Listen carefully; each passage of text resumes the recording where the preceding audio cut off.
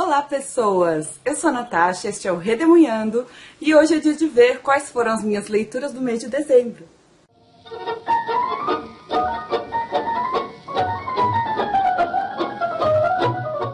Feliz Ano Novo para todo mundo! Como sempre eu vou inaugurar o mês aí falando um pouco sobre as minhas leituras do mês anterior. Como vocês já sabem, eu mudei de apartamento.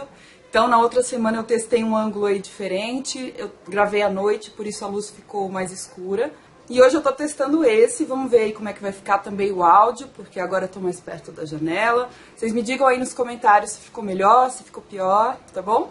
A luz, por enquanto, vai ter que ser essa mesmo, a luz natural desse lado. Aqui tá com a lâmpada ligada, mas ela é muito fraquinha.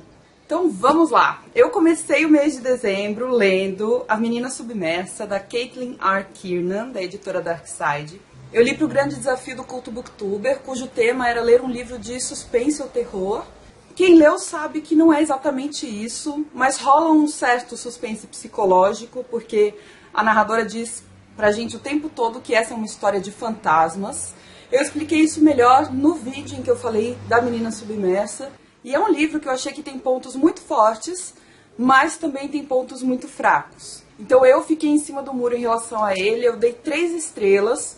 Eu acho que agora, passado um tempinho, eu mais não gostei do que gostei.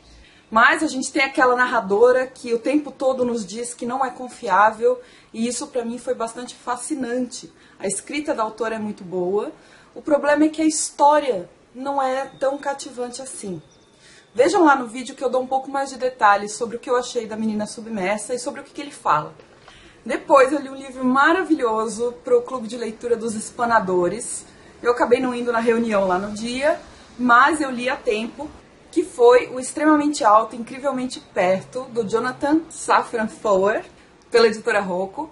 Uma história linda que vai agradar muitos públicos. Por isso eu resolvi fazer com esse livro aquele quadro Para Gostar de Ler, que fazia tempo que eu não fazia aqui no canal.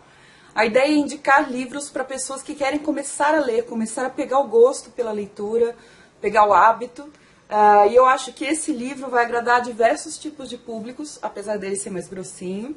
Mas conta a história de uma família após um evento muito trágico que acontece na cidade de Nova York, e eles perdem um membro muito querido. O pai da família morre nesse incidente e o livro conta como é que essa família está lidando com isso. Mas ele tem toques de bom humor muito legais, ele consegue tratar o tema às vezes de maneira leve, às vezes de maneira pesada. E eu tenho que destacar que o menino de 9 anos, que é um dos narradores dessa história, o Oscar, é um personagem muito legal. É super curioso, inteligente e, sabe, uma criança fofa e nerd, assim. Eu adorei, eu adorei. Vejam lá o vídeo que eu explico um pouco melhor sobre o que é a história. Mas já adianto que está recomendado para todos os públicos. Quem lê vai chorar muito, tá? Depois eu li mais um para o Grande Desafio do Culto Booktuber, que foi uma coletânea de contos ou crônicas que eu tinha que ler. E eu li Chapeuzinho Esfarrapado e Outros Contos Feministas do Folclore Mundial, organizado pelo Ethel Johnston Phelps e publicado pela Seguinte. Na outra semana vai sair vídeo sobre ele, mas basicamente é isso que o subtítulo diz. São contos, como se fossem contos de fadas, de vários países do mundo, que mostram mulheres em papéis diferentes daquele papel da princesa indefesa e passiva que espera o príncipe salvá-la. Então eu gostei bastante, é uma leitura super interessante, inclusive para crianças, mas vejam um vídeo que vai ao ar só a semana que vem, e aí vocês me dizem o que acham. Depois eu terminei de ler Inferno no Colégio Interno, do Lemon Snicket, que é o 5º volume da Desventuras em Série.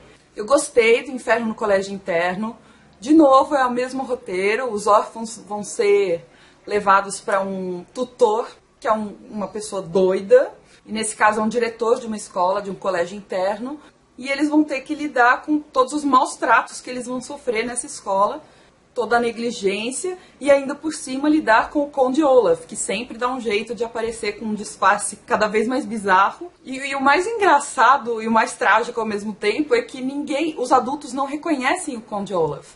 Eles acham que é tudo imaginação das crianças. E é óbvio que é o Conde Olaf, sabe?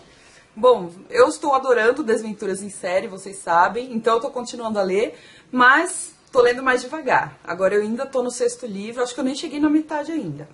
Depois eu li mais um livro pro grande desafio do Culto Booktuber, em que eu tinha que ler uma autora brasileira. E eu li, da Daniela Bauer, Morada das Lembranças, publicado pela editora Biruta. Esse livro quem me deu foi o André, do canal Livro Minuto, ele me deu durante a Bienal. E é um livro muito bonito, esteticamente falando, e o texto também é muito bacana. Já fiz vídeo falando sobre ele, vai ao ar também na semana que vem. Basicamente é a história de uma mulher que está se lembrando da época que ela era criança e que ela precisou fugir junto com a mãe e o irmão bebê. Eles fugiram da Rússia durante a Revolução Russa, se eu não me engano, no ano de 1920, para o Brasil. Então, na verdade, é um livro muito interno. A narradora o tempo todo nos conta como ela estava se sentindo durante aquela fuga. O que ela sentiu quando chegou ao Brasil e quando morou aqui e assim por diante. Então, é um livro de memórias, com alguns toques que o diferenciam dos outros. No vídeo eu conto um pouquinho melhor sobre isso. Vou mandar para a Tabata, do canal Somos Livros, Somos Livres, e vamos fazer aí os livros circularem. Depois começou a maratona Tirando o Atraso, do Culto Booktuber. Essa maratona durou 15 dias, do dia 16 de dezembro até o dia 31. E, na verdade, eu estou gravando esse vídeo no dia 25 de dezembro, porque eu vou viajar logo. Então, e eu acho que eu não vou terminar nenhuma das leituras até o dia 31. Então eu vou contar como se o mês de dezembro já estivesse encerrado, inclusive a maratona, tá bom? Durante a maratona eu concluí 3 livros e li mais um pouco de outros, mas não os concluí, então só vou mostrar no vídeo de leituras de janeiro. O primeiro que eu terminei durante a maratona foi Ensinar Filosofia, uma conversa sobre aprender a aprender, do Marcos Nobre e do Ricardo Terra, pela editora Papiros. É um livro super curto, esse aqui eu li de uma sentada só, ele tem 100 páginas e a fonte é enorme. Tanto o Marcos Nobre quanto o Ricardo Terra são professores de filosofia em universidades, pesquisadores, e eles vão discutir um pouco sobre o papel do ensino de filosofia. Particularmente, esse livro não me acrescentou muita coisa para a sala de aula, nada de prático. O livro faz um panorama de como é que o ensino de filosofia foi implantado no Brasil desde a década de 30, passando por período da ditadura militar, depois a redemocratização, todas as adaptações que foram feitas. Fala um pouco sobre a diferença de ensinar história da filosofia e ensinar filosofia, que são coisas bem distintas. Depois fala sobre o ensino de filosofia na graduação.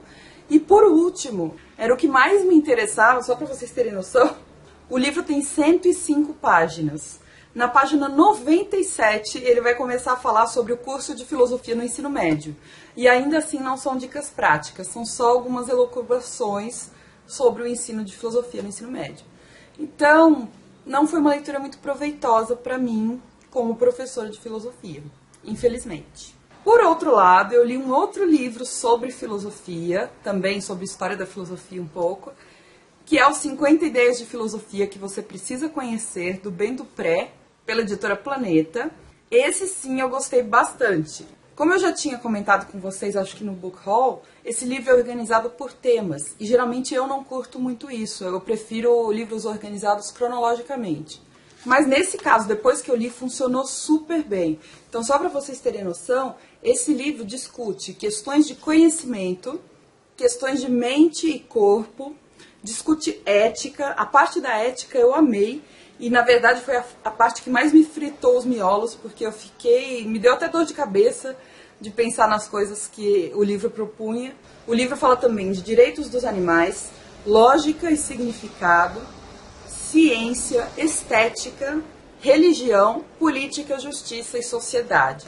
Então é um livro bem completinho, assim, embora ele seja superficial, é claro, né? É um livro que mostra as principais ideias de alguns filósofos. Então, só para vocês terem noção, todos os capítulos têm 4 páginas. Sempre ele vai ter que explicar uma ideia de filosofia em 4 páginas, que é um espaço muito curto. Algumas das coisas que ele explica são o mito da caverna de Platão, ou então o imperativo categórico do Kant. Ele explica o penso logo existo do Descartes e assim por diante. Então, ideias famosas, ideias não tão famosas assim, mas super interessantes, para a gente conhecer um pouco melhor da filosofia e entender como os filósofos se embatem, porque existe muita discordância dentro da filosofia, como em qualquer campo, né? Como na política, que é uma parte da filosofia. Sempre existem correntes de pensamentos diferentes. E esse livro é super bacana para a gente perceber isso. Então, só para vocês verem aqui, por exemplo, eu abri aleatoriamente aqui numa parte da lógica, em que ele está falando o paradoxo do barbeiro. 28, é a ideia número 28, são 50 no total. E a estrutura é essa. Você sempre tem o texto principal, algumas frasezinhas destacadas de algum filósofo. Aqui embaixo tem uma linha do tempo para você saber quando cada ideia foi formulada ou foi pelo menos exposta. E de vez em quando você tem um box de informação com alguma informação complementar.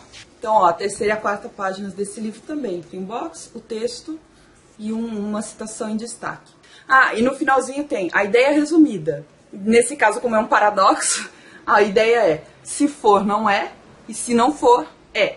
Não tentem entender, os filósofos são estranhos. E eu digo isso porque eu estou me tornando uma filósofa, entendeu?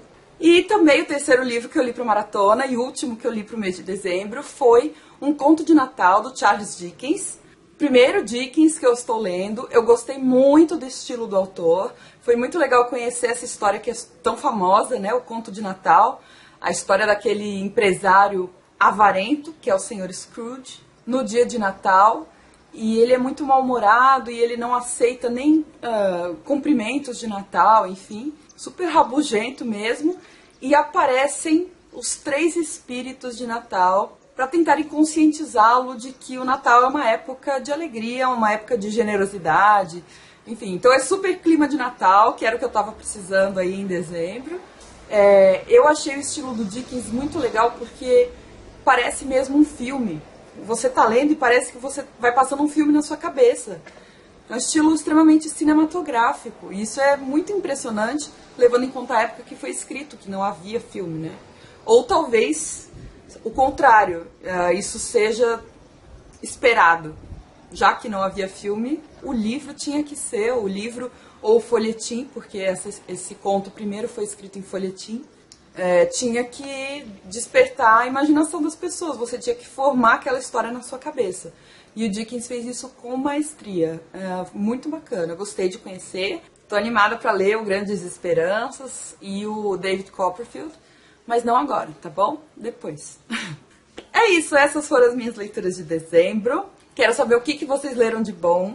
Deixa um joinha pra mim se você gostou do vídeo. E a gente se fala quinta com o Book Haul. Um beijo. Tchau.